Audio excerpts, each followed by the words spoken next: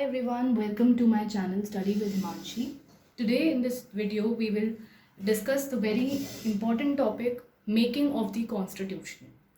Now these are my notes that I have made from the Indian polity Lakshmikant book, and we'll start with the topic. Also एक बात बोलना चाहूँगी कि please आप इस video को पूरा देखें, अच्छे से सुने, क्योंकि जब आप चीज़ें सुनते हैं तो आपको ज़्यादा लंबे समय तक चीज़ें याद रहती हैं. ये साइंटिफिकली प्रूवन है कि when you hear the things you are able to retain it more as compare to when you read the things. ठीक है, तो इसीलिए आप इस पूरी वीडियो को देखें, अच्छे से सुने एक एक पॉइंट. तो शायद अगर आप एग्ज़ाम दे रहे होंगे तो कई बार आपने जो पढ़ा होता है वो आप भूल जाते हैं, बट जो आपने सुना होता है वो आप नहीं भूलते. तो इसलिए प्लीज़ एक एक वर्ड पे अच्छे से ध्यान दीजिएगा, and it will benefit you for a long term. So let's begin with this topic. सबसे पहले हम देखेंगे टाइमलाइन कि कैसे कैसे कॉन्स्टिट्यूशन इवॉल्व हुआ, कैसे कॉन्स्टिट्यूशन की पहली बार बात हुई. सो सबसे पहले हम स्टार्ट करेंगे 1934 से. 1934 में फर्स्ट टाइम एवर एक कॉन्स्टिट्यूएंट असेंबली सेटअप करने का इंडिया के लिए आइडिया आया. और ये आइडिया पहली बार जो this idea was propagated bye M.N.. Roy. M.N.. Roy जो थे ये एक पायनियर थे कम्युनिस्ट मूवमेंट के इंडिया में, और काफ़ी फेमस पर्सनालिटी भी हैं. So he was the one who suggested कि हमें एक कॉन्स्टिट्यूएंट असेंबली सेटअप करनी चाहिए ताकि हम अपने इंडिया के लिए कॉन्स्टिट्यूशन अपना खुद का बनाएं. ठीक है, फिर 1935 में फर्स्ट टाइम ऑफिशियल डिमांड आई आईएनसी के द्वारा, इंडियन नेशनल कांग्रेस के द्वारा, फॉर कॉन्स्टिट्यूएंट असेंबली. तो ये तो अनऑफिशियल डिमांड थी, ठीक है, बट 1935 में पहली बार ऑफिशियली डिमांड किया गया कॉन्स्टिट्यूएंट असेंबली के लिए by the Indian national Congress. फिर नेक्स्ट 1938 में जवाहरलाल नेहरू ने डिमांड किया on the behalf of INC. ठीक है, इंडियन नेशनल कांग्रेस के बिहाफ पे जवाहरलाल नेहरू ने क्या डिमांड किया कि constitution of free India must be frame without the outside interference by a constituent assembly. और वो कॉन्स्टिट्यूएंट असेंबली इलेक्ट होनी चाहिए on the basis of adult franchise. Now यहाँ पे नोट करने वाली बात ये है कि अडल्ट फ्रेंचाइजी, सी आज जो प्रेजेंटली हमारे यहाँ पे सिस्टम है इलेक्शंस का, वहाँ पे यूनिवर्सल अडल्ट फ्रेंचाइजी अवेलेबल है, बट उस टाइम पे everybody was not eligible to vote in the elections. हर किसी को ये अधिकार प्राप्त नहीं था. बहुत ही लिमिटेड लोग थे जिनको इलेक्शंस में वोट करने का राइट था. आज की तरह नहीं जैसे हमें यूनिवर्सल अडल्ट फ्रेंचाइजी है हमारे यहाँ पे सिस्टम, जहाँ पे everybody above the age of 18 is able to vote. उस टाइम पे ऐसा नहीं था. तो उस टाइम पे डिमांड भी उसी तरीके की थी कि कॉन्स्टिट्यूएंट असेंबली इलेक्ट होगी on the basis of adult franchise. Then आता है आपका 1940. 1940 में जाके ब्रिटिश गवर्नमेंट ने ये डिमांड जो थी इंडिया की कि हम कॉन्स्टिट्यूएंट असेंबली सेटअप करना चाहते हैं, इसको एक्सेप्ट किया. ठीक है, और वो आया था अगस्त ऑफर में. अगस्त ऑफर में ब्रिटिश गवर्नमेंट ने इस डिमांड को एक्सेप्ट किया था. ऑल्सो इसी टाइम पे वर्ल्ड वॉर जो आपका 2 है वो भी होने वाला था स्टार्ट. तो ये टाइम काफ़ी इम्पोर्टेंट है. देन 1942 में फाइनली क्रिप्स प्रपोजल आया, और जिसने ये बोला कि इंडिपेंडेंट कॉन्स्टिट्यूशन फ्रेम होगा इंडिया के लिए, बट वर्ल्ड वॉर 2 के बाद. तो यहाँ पे इन्होंने एक डिमांड रख दी, एक कंडीशन रख दी कि वर्ल्ड वॉर 2 हो जाने दो और उसके बाद आपके लिए एक इंडिपेंडेंट कॉन्स्टिट्यूएंट असेंबली आप सेटअप करो और कॉन्स्टिट्यूशन बनाओ. सो इस चीज़ को मुस्लिम लीग ने और आईएनसी ने रिजेक्ट किया, क्योंकि वो देखो मुस्लिम लीग ने क्यों रिजेक्ट किया, because they wanted to autonomous state with separate constituent assembly. यहाँ पे सिर्फ एक कॉन्स्टिट्यूएंट असेंबली की बात हो रही थी, पर मुस्लिम लीग की क्या डिमांड थी, पाकिस्तान की. तो पाकिस्तान ये चाहते थे कि 2 ऑटोनॉमस स्टेट हों और दोनों की अलग अलग कॉन्स्टिट्यूएंट असेंबली हो. इस वजह से इन लोगों ने रिजेक्ट किया. बट आईएनसी ने क्यों रिजेक्ट किया, क्योंकि यहाँ पे कंडीशन थी वर्ल्ड वॉर 2 के बाद. ठीक है, ओके. फिर आता है कैबिनेट मिशन. कैबिनेट मिशन में ये बोला गया कि आप कॉन्स्टिट्यूएंट असेंबली इंडिया के लिए सेटअप कर सकते हैं इंडिपेंडेंटली, और ये फिर सभी ने एक्सेप्ट भी कर लिया था. अब मुस्लिम यहाँ पे भी यही बात थी कि सिर्फ एक ही कॉन्स्टिट्यूएंट असेंबली सेटअप की जाएगी, जिसको मुस्लिम लीग ने एक्सेप्ट कर लिया था इस टाइम पे। फिर आ जाता है composition of constituent assembly. Constituent assembly में का कैसे कॉम्पोजिशन हुआ, देखो टोटल स्ट्रेंथ जो थी कॉन्स्टिट्यूएंट असेंबली की, उसमें 389 सीट्स थी, 389 सीट्स। अब इन 389 सीट्स में से 296 जो सीट्स थी वो ब्रिटिश इंडिया के लिए थी, और रिमेनिंग 93 सीट्स जो थी वो प्रिंसली स्टेट्स के लिए थी, ठीक है। तो ब्रिटिश इंडिया की जो फर्दर स्टेट्स, ब्रिटिश इंडिया में दो तरीके की प्रोविंसेस आती थी। एक तो गवर्नर प्रोविंसेस, जहाँ पे गवर्नर का रूल होता था, गवर्नर हेड होते थे उस प्रोविंसेस के, और 4 थी चीफ कमिश्नर्स प्रोविंसेस, ठीक है, जहाँ पे chief commissioner would be the head, ठीक है। तो 11 टोटल गवर्नर प्रोविंसेस थी, जिनके लिए 292 सीट्स दी गई, और 4 चीफ कमिश्नर प्रोविंसेस के लिए 1 सीट ईच दी गई, मतलब टोटल 4 सीट्स दी गई, ठीक है। ये इतना आपको याद रखने वाली बात नहीं है कि ये तो फैक्चुअल है काफ़ी, यूपीएससी में से हार्डली क्वेश्चन पूछा जाए, बट आपको एक आइडिया होना चाहिए। और प्रिंसली स्टेट्स के लिए 93 सीट्स थी। फिर दूसरी चीज़ आती है कि seats to each province and princely state उनकी पॉपुलेशन के प्रोपोर्शन में दी गई, ठीक है। तो पॉपुलेशन के प्रोपोर्शन के हिसाब से हर एक प्रोविंस को, हर एक प्रिंसली स्टेट को इक्वल वोट्स दी गई in accordings to their population, जैसे कि आज भी होता है। Seats to each British provinces were divided between 3 communities with respect to their population. तो ब्रिटिश प्रोविंसेस में सीट्स 3 कम्युनिटीज़ के बीच में डिवाइडेड थी, जो कि थी Muslim, Sikh and general. General में सब जो बाकी कम्युनिटीज़ हैं अदर देन मुस्लिम और सिख को छोड़ के सारी कम्युनिटीज़ जनरल में आ जाती थी, ठीक है। तो 3 कम्युनिटीज़ के बीच में सीट्स का डिविजन। ऑल्सो जो एक कॉन्स्टिट्यूएंसी में जिस कम्युनिटी का मेंबर के लिए सीट है, तो उसी कम्युनिटी के मेंबर्स उस पर्सन को इलेक्ट करेंगे। जैसे मुस्लिम सीट है तो मुस्लिम के सीट के लिए मुस्लिम वोटर्स ही वोट करेंगे, ऐसा प्रोविजन था। वोटिंग का जो मेथड था वो था proportional representation bye a means of single transferable vote. ये याद रखना है कि इस मेथड से वोटिंग हुई थी कॉन्स्टिट्यूएंट असेंबली के मेंबर्स को इलेक्ट करने के लिए। और जो कॉन्स्टिट्यूएंट असेंबली है वो कब कंपोज की गई थी, नवंबर 1946 में, ये भी याद रखना है। रिप्रेजेंटेटिव्स ऑफ प्रिंसली स्टेट्स, जो प्रिंसली स्टेट्स के रिप्रेजेंटेटिव्स थे, जो यहाँ पे 93 सीट्स हैं, ये नॉमिनेट किए गए थे by the head of the princely state. जो प्रिंसली स्टेट्स के हेड थे वो नॉमिनेट करेंगे, तो इन मेंबर्स का नॉमिनेशन हुआ था, इनका इलेक्शन हुआ था, ठीक है। अब नेक्स्ट आते हैं हम फीचर्स पे। सो when we talk about the features of the constituent assembly, तो constituent assembly partly हमने देखा elected body थी और partly nominated body थी। It comprised all the sections of Indian society, Hindu भी थे, मुस्लिम भी थे, सिख भी थे, Parsi, Anglo Indian, Indian Christians, scheduled caste, scheduled tribes, including women. So everyone was a part of this constituent assembly. महात्मा, और एक यहाँ पे पॉइंट जो नोट करने वाली बात है वो ये है, कई बार एमसीक्यूज में पूछ भी लिया जाता है कि महात्मा गांधी और मोहम्मद अली जिन्ना कॉन्स्टिट्यूएंट असेंबली का पार्ट नहीं थे। दोनों ही काफ़ी फेमस पर्सनालिटी उस टाइम की, और दोनों ही इसका पार्ट नहीं थे। Now we will see the working of the constituent assembly. Constituent assembly कैसे काम करती थी, देखो पहली मीटिंग हुई कॉन्स्टिट्यूएंट असेंबली की 9 दिसंबर 1946 में, ये काफ़ी फैक्चुअल है, जिसको बॉयकॉट किया मुस्लिम लीग ने। तो ओवरऑल इसको अटेंड किया था पहली मीटिंग को कॉन्स्टिट्यूएंट असेंबली की 211 मेंबर्स ने ही। और टेम्पररी प्रेसिडेंट उस टाइम पे इलेक्ट किए गए थे डॉक्टर सच्चिदानंद सिन्हा। ये क्यों इलेक्ट किए गए थे, क्योंकि फ्रेंच प्रैक्टिस हमने फॉलो की थी, और उस फ्रेंच प्रैक्टिस में क्या होता था कि जो भी ओल्डेस्ट मेंबर होता था ना एक असेंबली का, उसको प्रेसिडेंट इलेक्ट कर दिया जाता था। तो उसी प्रैक्टिस को हमने फॉलो करते हुए टेम्पररी प्रेसिडेंट डॉक्टर सच्चिदानंद सिन्हा को बनाया गया, because he was the oldest member in the constituent assembly. This was the French practice that was adopted, तो ये याद रखना है। फिर 11 दिसंबर 1946 में जो है इलेक्शन हुआ, और डॉक्टर राजेंद्र प्रसाद को परमानेंट प्रेसिडेंट बनाया गया, एच.सी. मुखर्जी को वाइस प्रेसिडेंट बनाया गया कॉन्स्टिट्यूएंट असेंबली का।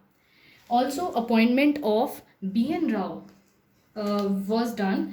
He was made the constitutional advisor to the assembly. B.N. Rao जो हैं, Sir B.N. Rao, he was made the constitutional advisor to the assembly. Now we will see the very important objective resolution.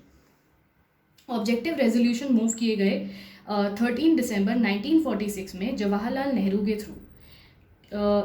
So these objective resolutions laid the fundamental and philosophy of constitutional structure. तो ये basically कि कैसा हमारा constitution होगा, उसका एक कैसी नींव होगी, उसमें क्या फिलॉसफी होगी, क्या हमारी वैल्यूज़ होंगी, क्या हम इंपॉर्टेंट पॉइंट्स इंक्लूड करेंगे, वो सब ऑब्जेक्टिव रेजोल्यूशन हमें बताता है कि ये एक तरीके से नींव थी कॉन्स्टिट्यूशन की. सो इसमें वेरियस थिंग्स आर देयर जिसमें से मैंने काफ़ी इंपॉर्टेंट वंस यहाँ पे लिखे हैं, जैसे एडिक्वेट सेफ गार्ड मिलेगा माइनॉरिटी, बैकवर्ड, ट्राइबल एरियाज़ और डिप्रेस और अदर बैकवर्ड क्लासेस को कॉन्स्टिट्यूशन में इनके इंटरेस्ट को सेफ गार्ड किया जाएगा, बिकॉज ये काफ़ी डिस्क्रिमिनेटेड थे, इनके साथ काफ़ी डिस्क्रिमिनेशन हुआ था हिस्टोरिकली भी. Ensure economic stability, political security and foster unity of the nation, this was the aim. And this resolution, objective resolution, तो इसमें और भी ऑब्जेक्टिव रेजोल्यूशन है, बट जो इंपॉर्टेंट है वो मैंने यहाँ पे लिखे हैं, बाकी भी हैं. तो ये जो ऑब्जेक्टिव रेजोल्यूशन है ये यूनानिमसली अडॉप्ट किए गए जनवरी 22, 1947 में. और इसका जो मॉडिफाइड वर्जन हम कहते हैं, जिससे ये जो हमारा जो प्रीएम्बल है हमारे कॉन्स्टिट्यूशन का, वो इसी से इसी का मॉडिफाइड वर्जन का कहलाता है. प्रीएम्बल, एक बात याद रखो कि जब हमारा कॉन्स्टिट्यूशन पूरा तैयार हो गया था, प्रीएम्बल उसके बाद ऐड किया गया था. Okay, and it is the part of the constitution after various judgements. ठीक है, ये बात याद रखनी है, एडिशनल इन्फॉर्मेशन है. अब हम देखते हैं कि व्हाट वर द चेंजेस जो इंडिपेंडेंस एक्ट 1947 ने चेंजेस क्या इंट्रोड्यूस किए. पहला चेंज ये था कि असेंबली जो है, देखो इंडिपेंडेंस एक्ट 1947 में जब पास हो गया तो असेंबली को कुछ एडिशनल उसमें चेंजेस आ गए थे. अब वो क्या क्या चेंजेस थे कि असेंबली अब फुली सॉवरेन बॉडी बन गई थी. हम जैसा कॉन्स्टिट्यूशन चाहते थे हम वैसा बना सकते थे, क्योंकि अब हम इंडिपेंडेंट हैं. और असेंबली जो है अब लेजिस्लेटिव बॉडी का भी काम करेगी. लेजिस्लेटिव बॉडी के तौर पे वो एक ऑर्डिनरी लॉज बनाएगी, क्योंकि अब हम इंडिपेंडेंट हो गए. अब कोई भी असेंबली, इंपीरियल लेजिस्लेटिव काउंसिल और ये सब नहीं रही थी, तो इसलिए अब इसी कॉन्स्टिट्यूएंट असेंबली को पार्लियामेंट की तरह भी ये काम कर रही है. सो असेंबली फर्स्ट पार्लियामेंट कही जाती है फ्री इंडिया की. जब असेंबली मीट होती थी लेजिस्लेटिव बॉडी की तरह, तो उसको चेयर करते थे जीवी मावलंकर. और जब वो constituent assembly for making of constitution meet होती थी, उनकी मीटिंग होती थी, तो डॉक्टर राजेंद्र प्रसाद इसको हेड करते थे. ऑल्सो पाकिस्तान बन गया था इंडिपेंडेंस एक्ट के बाद, तो मुस्लिम लीग ने विड्रॉ कर लिया था कॉन्स्टिट्यूएंट असेंबली से. अब टोटल स्ट्रेंथ जो कॉन्स्टिट्यूएंट असेंबली की रह गई थी वो 299 रह गई थी, जिसमें से इंडियन प्रोविंसेस की सीट्स थी 229 और प्रिंसली स्टेट्स की 70. तो यहाँ पे देखो, याद ये बात मेंशन करनी है कि पहले इनको ब्रिटिश प्रोविंसेस कहा जाता था, बट अब हमें इंडिपेंडेंस एक्ट पास होने के बाद वी आर इंडिपेंडेंट, तो अब इनको इंडियन प्रोविंसेस कहा जाने लगा. तो इस तरीके से फिर मॉडिफिकेशन हुआ सीट्स में. ओके, नाउ वील सी सम फैक्ट्स. कुछ फैक्ट्स हैं जो काफ़ी इंपॉर्टेंट हैं, जो प्रीलिम्स के लिए इंपॉर्टेंट है मेनली. तो असेंबली ने अडॉप्ट किया था, कॉन्स्टिट्यूएंट असेंबली ने नेशनल फ्लैग अडॉप्ट किया था 22 जुलाई 1947 में. कॉन्स्टिट्यूएंट असेंबली ने नेशनल एंथम 24 जनवरी 1950 में अडॉप्ट किया. कॉन्स्टिट्यूएंट असेंबली ने अडॉप्ट किया नेशनल सॉन्ग 24 जनवरी 1950. नाउ ये जो फैक्चुअल इन्फॉर्मेशन है ना, ज़्यादा ये यूपीएससी प्रीलिम्स के लिए तो बहुत ज़्यादा इंपॉर्टेंट नहीं है, बट स्टेट पीसीएस एग्जाम्स में बहुत फैक्चुअल चीज़ें पूछी जाती हैं पॉलिटी से, तो उसके लिए इंपॉर्टेंट है. और एसएससी वगैरह एग्जाम्स हैं उनके लिए इंपॉर्टेंट है. तो डॉक्टर राजेंद्र प्रसाद को पहला प्रेसिडेंट बनाया गया इस डेट पे 24 जनवरी 1950 कॉन्स्टिट्यूएंट असेंबली के द्वारा. असेंबली ने रेटिफाइड किया था इंडिया की मेंबरशिप ऑफ कॉमनवेल्थ 1949 में. असेंबली ने के टोटल कॉन्स्टिट्यूएंट असेंबली के टोटल 11 सेशन हुए थे. कितना टाइम पीरियड लगा था इनको कॉन्स्टिट्यूशन बनाने में? 2 years 11 months 18 days. और ड्राफ्ट कॉन्स्टिट्यूशन जो तैयार हो गया था वो 114 डेज में हुआ था. टोटल एक्सपेंडिचर कॉन्स्टिट्यूशन बनाने में जो आया था उस टाइम पे वो थे 64 लाख. फाइनल सेशन जो कॉन्स्टिट्यूएंट असेंबली का हुआ था वो हुआ था 24 जनवरी 1950. और फर्स्ट जनरल इलेक्शंस कब हुए थे? 1951 to 52. इस ईयर में पहले जनरल इलेक्शंस हुए थे. ये स्टेट पीसीएस में क्वेश्चन पूछा भी था. Now we'll see the committees of the constituent assembly. Constituent assembly की कुछ इंपॉर्टेंट कमिटीज़ थी जिनके अलग अलग मेंबर्स थे. तो जो 2 टाइप की कमिटीज़ थी, मेजर और माइनर. देखो माइनर कमिटीज़ इतनी इंपॉर्टेंट नहीं है, मेजर कमिटीज़ काफ़ी इंपॉर्टेंट है, तो हम यहाँ पे सिर्फ मेजर कमिटीज़ डिस्कस करेंगे. मेजर कमिटीज़ में सबसे पहले यूनियन पावर कमेटी, इसको हेड करते थे Jawaharlal Nehru. Union constitution committee के हेड थे Jawaharlal Nehru, provincial constitutional committee के हेड थे सरदार पटेल। तो यहाँ पे ना ये इस तरीके से पूछ लिया जाता है कि कौन सी कमेटी के हेड कौन थे, तो ये थोड़ा याद रखना होगा आपको। यूपीएससी के लिए तो बहुत ज़्यादा इंपॉर्टेंट नहीं है, बट स्टेट पीसीएस एग्जाम में काफ़ी फैक्चुअल चीज़ें पूछते हैं, यूपीएससी में थोड़ा एनालिटिकल पूछते हैं, तो इसलिए स्टेट पीसीएस एग्जाम्स के लिए बहुत इंपॉर्टेंट है। फिर एक सबसे इंपॉर्टेंट कमेटी थी ड्राफ्टिंग कमेटी। ड्राफ्टिंग कमेटी के हेड थे बी आर अम्बेडकर। अब इसके बारे में थोड़ा सा देख लेते हैं कि ड्राफ्टिंग कमेटी सेटअप की गई थी 29 अगस्त 1947 में। Not so important. इसका मेन काम क्या था, देखो नाम से पता चलता है कि ड्राफ्ट जो है कॉन्स्टिट्यूशन का वो तैयार करना, एक रफ सा स्केच तैयार करना। और देयर वर 7 मेंबर्स, और इस ड्राफ्टिंग कमेटी में पहला ड्राफ्ट इन्होंने 1948 में बना के दिया था, और सेकंड ड्राफ्ट जो था रिलीज़ किया था 1948 अक्टूबर में। 141 डेज इनको लगे थे फॉर दिस ड्राफ्ट प्रिपरेशन। ठीक है, अब नेक्स्ट आती हैं advisory committees. Advisory committees fundamental rights की जो सब कमेटी है इसको हेड करते थे JB Kripalani. Minorities sub committee को हेड करते थे HC Mukherjee. North east frontier tribal areas and Assam excluded and partially excluded areas sub committee को के हेड थे Gopinath Bordoloi. Excluded and partially excluded areas other than Assam की सब कमेटी के हेड थे AV ठक्कर। तो ये आप याद रख लेना, थोड़ा पूछा जा सकता है ये कहीं एग्जाम में, तो आप आंसर कर दोगे easily. Now rules of procedure committee के हेड थे doctor Rajendra Prasad. States committee के हेड थे जवाहरलाल नेहरू। वेरी इंपॉर्टेंट, कई बार ना बच्चे गलती से सरदार पटेल मार्क कर देते हैं। प्रोविंशियल कमेटी कॉन्स्टिट्यूशन कमेटी के हेड सरदार पटेल थे, बट जो स्टेट्स कमेटी हैं उसके हेड जवाहरलाल नेहरू थे for negotiating with the states. Steering committee के हेड थे again doctor Rajendra Prasad. Now let us see the enactment of the constitution. Constitution का इनैक्टमेंट, सो फाइनल ड्राफ्ट जो है वो तैयार हुआ, BR अम्बेडकर जी ने रिलीज़ किया नवंबर 4, 1948 में असेंबली में फर्स्ट रीडिंग के लिए।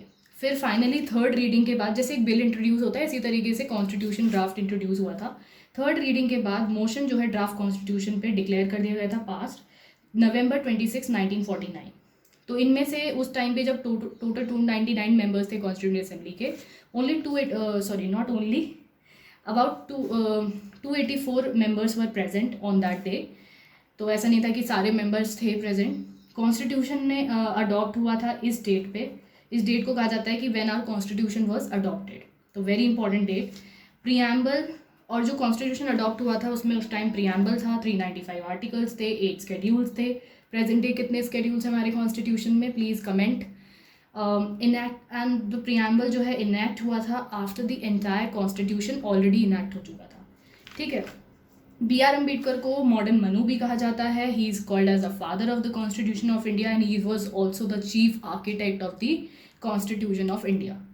ठीक है, अब आ जाता है लास्ट, एनफोर्समेंट ऑफ कॉन्स्टिट्यूशन। तो देखो कॉन्स्टिट्यूशन के जो प्रोविजंस थे, कुछ प्रोविजंस तो 26 नवंबर 1949 को ही फोर्स में आ गए थे एकदम अडॉप्ट होते ही। कुछ प्रोविजंस ऐसे थे जो 26 जनवरी 1950 में फोर्स में आए थे। ठीक है, बट जो थोड़े बहुत ही प्रोविजन ऐसे थे जो एकदम से फोर्स में आ गए थे कॉन्स्टिट्यूशन अडॉप्ट होते ही। रिमेनिंग जो मेजर पार्ट था कॉन्स्टिट्यूशन का वो फोर्स में आया था 26 जनवरी 1950। तो इसको हम कहते हैं date of commencement of the constitution, क्योंकि मेजर पार्ट कॉन्स्टिट्यूशन का इस डेट से ही फोर्स में आया था। ठीक है, और इस डेट को हम रिपब्लिक डे के तौर पे भी मनाते हैं। अब यही डेट क्यों चूज़ की स्पेसिफिकली, ये क्वेश्चन पूछा गया था एक बार इंटरव्यू में। एक एस्पिरेंट्स UPSC के ही इंटरव्यू में पूछा गया था कि why this date was chosen.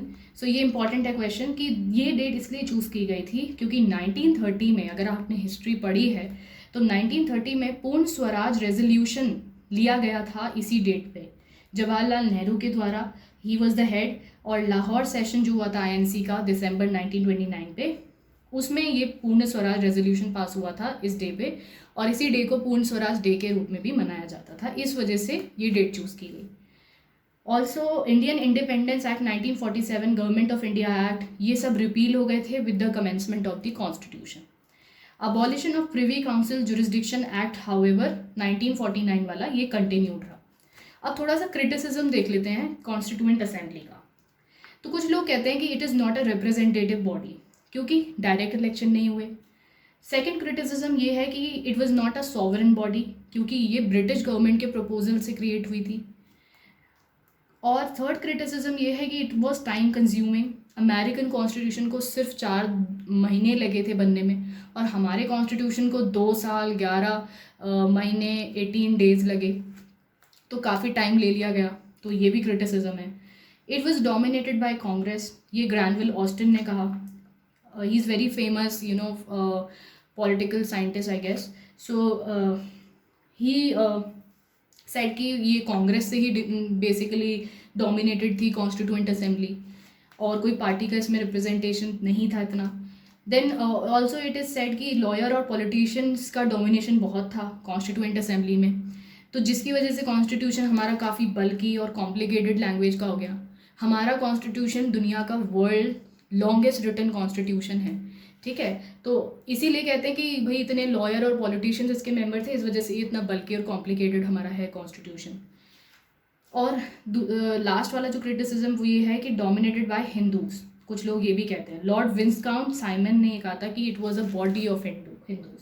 So these are some of the criticism of constituent assembly. So this was our chapter making of the constitution. I hope आपको ये चैप्टर समझ आया होगा। एंड अगर आपको ये वीडियो अच्छी लगी हो तो please like it and share it with others, and also subscribe to my channel. Thank you.